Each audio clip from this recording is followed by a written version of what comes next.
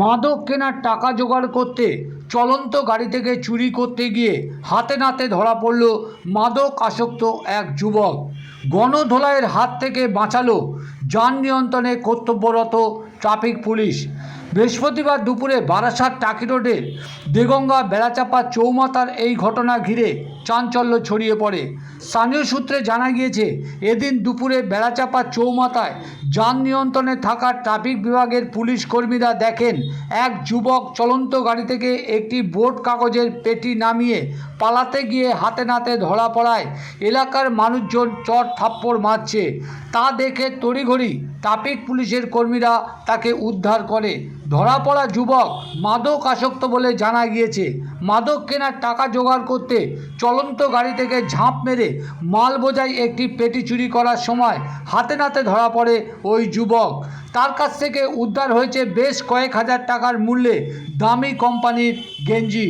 বেড়াচাপা চৌমাথায় কর্তব্যরত ট্রাফিক পুলিশের প্রচেষ্টায় গণধোলাইয়ের হাত থেকে উদ্ধার করে দেগঙ্গা থানার পুলিশের হাতে তুলে দিয়ে নজির সৃষ্টি করল বেড়াচাপায় কর্তব্যরত ট্রাফিক পুলিশের কর্মীরা।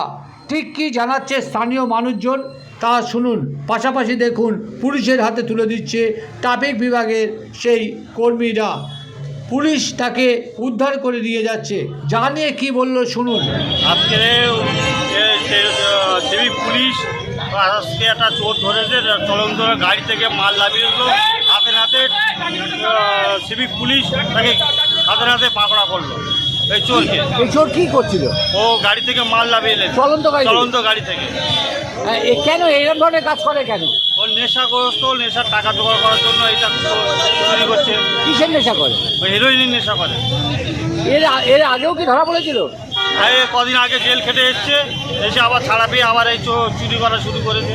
আপনারা কি চাইছেন? আমরা চাইছি ও জেল হোক, শাস্তি হোক। আপনার নাম কি? আমার নাম আসানুল হক।